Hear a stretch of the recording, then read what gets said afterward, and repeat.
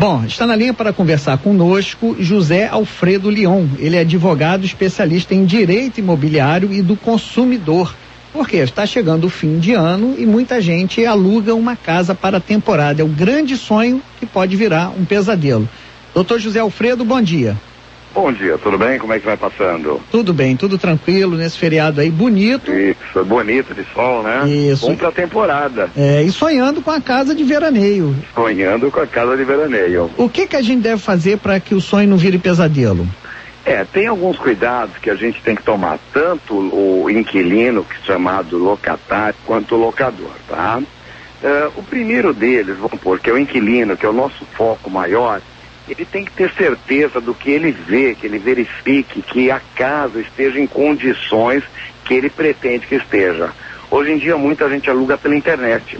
Então a gente vai ver fotos maravilhosas, fotos bonitas que aparecem lá na internet. Será que aquilo que ele está alugando é aquilo mesmo? Ou seja, a condição da casa é aquela. Então é importante ele tentar se informar melhor a condição da casa. Isso normalmente ele aluga numa cidade, estando em outra, então ele tirar todas as informações possíveis, confirmar com o proprietário, se o proprietário na realidade estiver representado por uma administradora, e ele fazer constar em papel a própria lei de locação. Ela determina que quando o imóvel é alugado por temporada, ele deve constar uma lista com tudo que tem dentro do imóvel, quais condições que foi entregue esse imóvel. Isso é uma das maiores preocupações. Deixa eu só te interromper, essa Sim. História da internet, de você fazer uma locação virtual, não sei se o senhor já viu, tem uma montagem que mostra uma casa com a piscina, mas parece um negócio maravilhoso, e é apenas uma trucagem de foto mesmo, quando você vê daquelas piscinas tones de plástico ali, pequenininha e uma casa ao fundo. Eu não sei se você já viu essas montagens, tem um site especial. É um site especializado. Agora, então, você tem que visitar a casa. Isso é primordial, né? É primordial. Ter conhecimento ou certeza da idoneidade que nem está te alugando. Tirar informações. Se é através de uma imobiliária, hoje aí, através da própria internet, você pode pesquisar se essa imobiliária é séria. Então, isso é uma das coisas hoje que está. Tentar verificar e tirar o máximo de informações, se possível, ir verificar o imóvel no local. É a melhor situação que ela pode fazer, o candidato à locação. Qual é o site confiável para que ele veja se a imobiliária é confiável? Eu diria o seguinte, eu brinco muito e é uma realidade, se o Google, ele lançar o nome da imobiliária, ele vai descobrir tudo que tem sobre ela, sobre reclamar, ações sobre ela. Nós temos aquele site, o Reclamar Adianta, nós temos o site também, o Reclame Aqui, que são pessoas que realmente postam o que acontece e não são manipuláveis. São dois sites que eu gosto muito, Reclamar Adianta e o Reclame Aqui. São dois sites que eu gosto muito para tirar informações.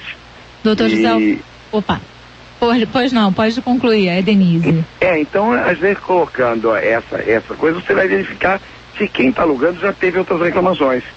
Então é uma das grandes preocupações, essa. Doutor José Alfredo, eu ia perguntar para o senhor, na verdade, também sobre o adiantamento, né? Porque quando você aluga por temporada, muitas pessoas pedem ou metade do valor ou um determinado adiantamento para fazer a reserva. Isso é comum nesse tipo de negociação. E aí as pessoas também têm que ter cuidado, né, para saber se aquela pessoa que está alugando o apartamento é de fato dona do apartamento e se aquele apartamento existe. Nesse sentido, tem vários sites de aluguel por temporada que, para que eles façam o cadastro, né, para a oferta desses apartamentos, eles pedem todos os documentos, né, de propriedade do imóvel para garantir que as pessoas que vão alugar por ali tenham certeza de que aquele apartamento de fato existe, né? Isso, na realidade nós temos o seguinte, a questão da locação, do pagamento da locação, a única previsão legal que é o pagamento antecipado de aluguel é exatamente a locação por temporada. É definida como locação por temporada, uma locação até 90 dias, em local que seja perto de ponto turístico, praias, montanhas, lugares aprazíveis, ou também é considerado temporada em locais que têm universidades, ou seja, para questão de estudos e coisas parecidas. Então na lei isso não é nenhuma novidade, está exatamente na lei.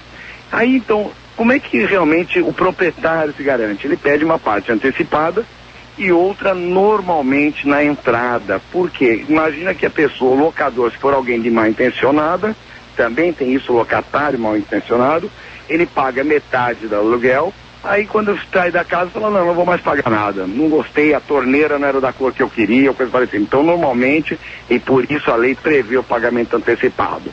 E aí nós temos exatamente, eu estou pagando para alguém existente, como é que faz novamente? Faz a pesquisa, exatamente o que você falou, os sites, quando são sites de locação por temporada, já tem uma pesquisa prévia dos proprietários.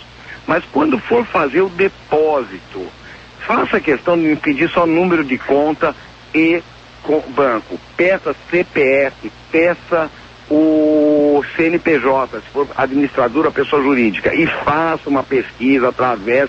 Aí vai na Receita Federal, bota o CPF, bota o CNPJ, você vai descobrir se a empresa está regular, se o CPF realmente é de alguém existente, e você começa a ter as garantias para poder, caso tenha algum problema, demandar em juízo.